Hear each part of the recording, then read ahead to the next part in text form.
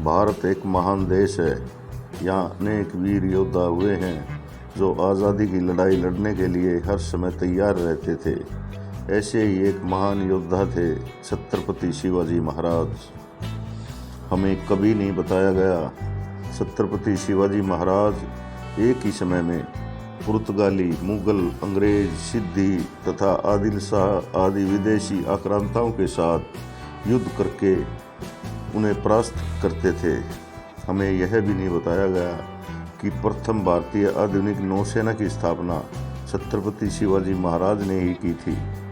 और हमें कभी नहीं भी महारानी ताराबाई के बारे में नहीं बताया गया जिन्होंने औरंगजेब को त्राहिमाम कहने को विवश कर दिया था। हमें पेशवा बालाजी विश्वनाथ और पेशवा बाजीराव प्रथम के बारे में नहीं बताया गया जिन्होंने मुगल साम्राज्य उखाड़ फेंका था। हमें मराठा नौसैनिकों के एडमिरल कान्होजी आंद्रे के बारे में नहीं बताया गया जिसकी समुद्र में धाक थी। विदेशियों को भारतीय क्षेत्र में आने से पहले पासपोर्ट लेना पड़ता था। हम इसी बात पर चर्चा करेंगे कि मराठा साम्राज्य की गौरवपूर्ण ऐतिहासिक लड़ाइयों के बारे में बात करेंगे। 13वीं शताब्दी में संत ज्ञानेश्वर, हिमाद्री और चक्रधर आदि संतों द्वारा किए गए पंढरपुर आंदोलन और विदेशी आक्रांताओं द्वारा हिंदू जनता पर किए जा रहे अत्याचारों ने ही मराठा को इस योग्य बनाया था कि वह छत्रपति शिवाजी महाराज के नेतृत्व में मुगलों के विरुद्ध विद्रोह कर सकें और स्वराज्य स्थापित कर सकें।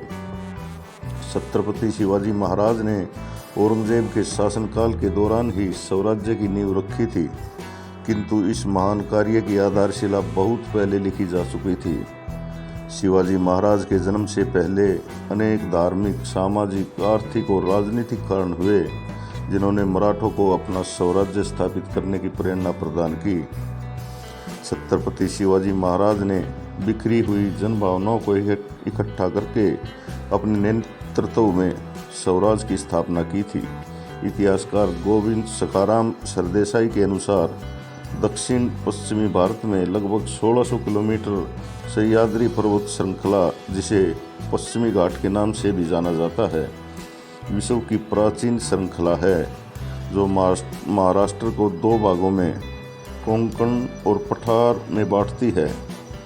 इसमें एक ओर ऊंचे ऊंचे पहाड़ और दूसरी ओर विशाल सागर की गहराई है।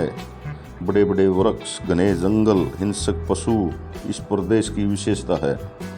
प्राचीन काल में यह क्षेत्र दंडकारण्य कहलाता था। इस क्षेत्र पर या तो राज शेर करेगा या फिर मराठे। कहा जाता था कि इस क्षेत्र पर या तो मराठे राज करेंगे या फिर शेर राज करेगा। कुछ विद्वानों के अनुसार सिसोदिया वंश स्वयं भगवान श्री राम के बेटे लव से प्रारंभ हुआ था और सिसोदिया वंश की एक शाखा दक्षिण में जाकर मराठा राजवंश के रूप में प्रसारित हुई।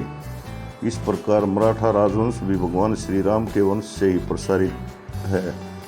महाभारत काल के दौरान हमें विदर्भ, कोंकण और असमक आदि कई जनपदों का वर्णन मिलता है।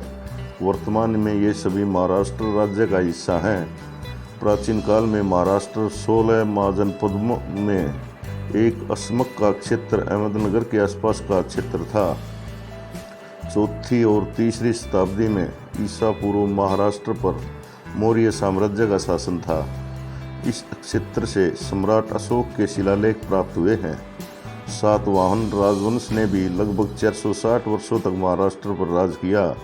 इसके पश्चात समय को धर्मराज कहलाने वाले वाकटक राजवंश ने महाराष्ट्र पर राज किया। मराठी संस्कृति को विकसित करने में इनका विशेष योगदान था।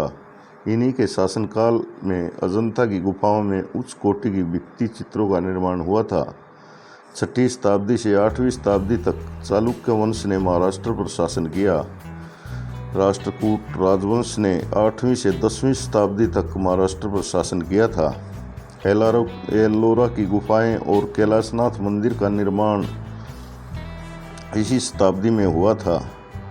राजा कृष्ण प्रथम द्वारा इसका निर्माण कराया गया था।